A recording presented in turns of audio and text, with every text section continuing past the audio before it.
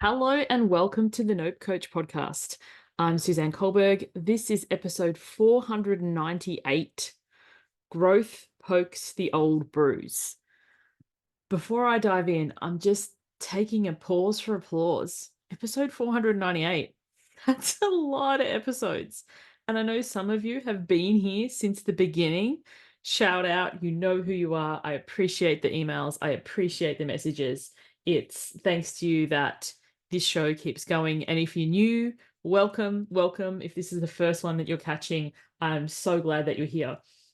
Recently, I restructured my entire business. So this is some backstory for those of you who are new. I restructured my entire life. I moved from New South Wales, I lived in Sydney, to coastal Victoria. So my husband, my kids, we packed up our house, we hopped in the car, we drove 11 hours, and we restarted our entire lives. And it's been a journey. It still is a journey. Emotional roller coaster, especially for the kids. They're that bit older now. They're established in their old schools, now new schools, new people, new way of doing all the things. And I work in a field of growth and transformation. And a lot of the time, I think that, nobody really tells you that growth isn't just all fireworks and breakthroughs. And I think, one scroll of the internet or TikTok or Instagram, and you're bombarded with reels and photos and things of like how amazing it is when you go through a transformation. And what I want to talk about today is, sometimes growth is when it feels like someone's pressed on that old bruise that you've spent years pretending it didn't hurt or it wasn't there or you covered it up. Because everyone loves the shiny part of growth and transformation until it gets emotional and messy. And that's what I'm going to talk about today, the emotional and messy parts, why it feels like someone's poking at a bruise that you didn't sign up to revisit. Because growth is like we are literally rewiring, where we're changing our nervous system. And whenever anyone starts talking about that, sometimes I get the nascent eye roll and like, oh my God, here comes the nervous system, neuroscience, like drama llama. But, real talk, growth equals change, and change triggers things, activates things in the body. If you are training physically for an event, if you've decided enough's enough, I'm going to join the gym, I'm going to get fit or get fit again, and you change what you put your body through, you start walking more, or you start lifting weights, or you start, doing more with your physical body, you're putting that body under stress. It's eustress, EU stress, not distress, but the body adapts and changes as a result. The muscle fibers break down, they rebuild, and they get stronger. And that's the physical change that we all kind of grasp on some level. But when we make other changes, the way people say, the nervous system is scanning or switched on. And I don't want to go into flight, and freeze and sympathetic and parasympathetic. This is not a freaking science lesson. But what I'm going with this in terms of growth equaling change, when something happens that activates the nervous system, that in the past, when I've done this thing, I've put myself out there, I've launched a business, or I've relaunched a business, or I've moved house, the nervous system is like scanning and checking for past danger. And based on past experiences, can project what's happened there onto the current one. And so old wounds, old patterning, old ways of being can flare up, even when nothing is wrong. And it's kind of interesting creating, like rebranding my business and putting it onto a new platform, which is Skool, Skool. It's like my nervous system didn't get the memo that running a school community is not the same as being 9 years old and waiting for someone to yell at me. Or, when people don't get it or don't understand the platform, it's like, it doesn't mean I need to pack up and leave it. It's like, different people are a fit for different offers and different things in your business at a different time. And not everybody's going to come with you. And sometimes that hard. And sometimes that hurts. The same as when you move physically. Like I've moved across the country. This is my 5th interstate move. You get people aren't going to come with you. They're not going to, if they did, they'd be kind of creepy. Imagine if your friends just packed up and moved because you did. maybe it could be cool, but I think it'd kind of be creepy. But, as you change things in your business, not everyone comes with you. And sometimes that does bring up old patterning, and sometimes that does hurt, or you feel sad because you loved this time in your life and this space, but it's time for something new.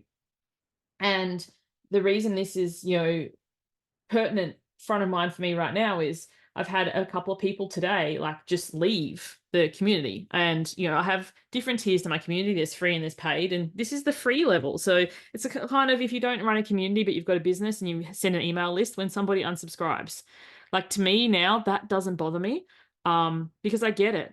The inbox is full. You only have so much capacity. There's only so many things that you can look at. Maybe my vibe doesn't align with yours anymore. But it's interesting to me that people leaving the free school brought up for me today what people leaving my email list used to bring up for me. And it's that questioning, am I good enough? Am I too much? Am I not enough? Am I all these sorts of things? And when you do something that is new or new to you, it can feel vulnerable. It can feel like you're being exposed. And all of your past stories and all of your past things and past versions of you get activated, and their stories are what the problem is. So it was really interesting for me to catch it. And I was like, oh my gosh, what if, one person was actually, it was two people leaving, makes me think, oh my God, everybody hates me. This is the worst thing ever. This sucks. And it's just like, wow. And it's funny, you move through it in one area of your life. So I moved through it for my emails, and I assumed, obviously wrongly, that that would never come up again. That bruise wouldn't be sitting there waiting to get poked. But it's the same sort of thing. And I think, this just shows our humanity. We want people to enjoy being in our spaces. We want people to enjoy connecting with us. And when they leave, whether it be quietly, these people just slipped out. And if you're listening to this and you happen to be one of them, like, there's no shame or shade or judgment. It's not your space right now or maybe ever. And I get that logically, but sometimes, people leaving can hurt. And I really want to normalize that for everybody, that, it feels tender when people leave, and it can bring up past stories of failure, or, I'm just not cut out for this. I'm not meant for success, and whatever past stories or past conditioning we still carry around from when we're younger. And I think what I really want to bring light to is we think, oh, I'm just not confident enough, or maybe that's just me. And I can't tell you how many courses and things I've done on building confidence and whatever. And it's like, I think there's a place for that, 100%. But we're never going to out-confident part versions of ourselves. It's not about being more confident or being clearer. Maybe my message is not clear. Can't tell you how many bloody messaging experts and whatever I've hired. And what I really think is true for me, and maybe for others, and that's why I'm sharing this today, is often the tenderness comes first. Like, this isn't self-sabotage. This isn't that I'm unclear. This isn't that I don't have my shit together. It's just a tenderness and a self-protection that, when things come up or we feel activated or triggered or something's happened that makes us feel unsafe or, abandoned, that feeling doesn't need to necessarily be fixed, because you're not broken. It's normal. We all have times of that. And it's just, I encourage you, what I've been working through myself and what I'm talking through with you now is how to meet that bruise without spiraling, how to notice, oh, just to pause and notice, this is my rejection wound lighting up, or this is my abandonment wound being brought to my attention again. And then to remind your body of what's true now. In the past is in the past. It could have meant something totally different. But what this means for you right now, you don't need to collapse, you don't need to shrink, or in my case, you don't need to fix. I'm such a fixer. She's a bit of a fixer-upper.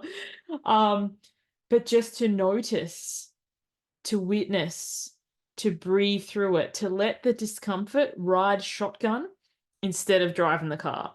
To notice, oh my gosh, all this stuff's happening. I'm going to breathe. I'm going to become aware of it. And I'm going to gently discourage it from driving and invite it back into shotgun, or maybe even the back seat. And to talk to the younger version of you like you talk to your clients if you're a coach, or like you talk to your friends. Like if a friend came to you and said, like, one or two people left my thing and now I'm second guessing my life choices, what would you actually say to them? And can you say that to yourself? Make it practical and doable and simple. Because, if a client came to me and said two people had left their group and they have over 100 in it, I'd probably lovingly laugh, not laugh at them, but like, hello, let's just bring attention to this, because churn is normal. People leave groups for all sorts of reasons. I can't even begin. Like, people are busy, people only have so much bandwidth, it's not aligned right now. And it doesn't mean that you're failing. It's kind of like it's a sign of a healthy thing. Like, water that is flowing is healthy. Water that is still can like breed disease and whatever. So, things come out and things come in, and there's a natural flow to life. And sometimes we forget that and we think that things should be constantly improving. And it's like, there's this difference between like perfectionism and all or nothing and very direct, and like this is part of a healthy thing. Like if you look at your body, your cells shed and change and grow every single day. You're not the same you were yesterday. Your entire body has probably changed. I think they say over 7 years every cell in your body has changed. So it is normal and natural and expected for people to come and people to go, people to stay, people to leave, people to come back if it feels aligned. And, you're not weak because growth feels tender. You're expanding into a self who no longer flinches when life gets good. Because sometimes we've got this alert, this activation, like, oh my God, this single thing is not working. I'm going to put all my attention on it. And we lose sight of the things that are working really well. And that's the brave work. So if you're listening to this and it's resonated for you, I want you to think about what bruises, like where is growth poking your bruises right now? It could be in business, similar to me. It could be in parenting. Could have had a conversation recently with a child who said, I hate you, or I don't like you, or you're the worst mum in the world or dad in the world, or something like that. And that's pushed some buttons. It could be in a workplace where somebody hasn't appreciated something you've done, or somebody has taken credit for something you've done, and that's just reminded you of being back at school where you do the group projects and you do all the work and someone else gets all the glory. Like in your life right now, where are your bruises being poked? And instead of making it mean all this shit about you that isn't true, that you're a failure, that you're never going to get it or whatever, I invite you to consider, where are you growing? Where are you stretching? How can this be a good thing that it means you're ready to leave this behind rather than unpack and live there? So thank you so much for tuning in. Love to hear what resonated for you. If you're not in the done era on Skool, we do have a free level where we have a community and chat and you can interact. And then there's paid tiers as well. It's all explained when you join. I'll put the link in the show notes, but come over to the done era. Let me know, where is your growth poking your bruises right now, and let's unpack. Thanks for listening. Bye for now.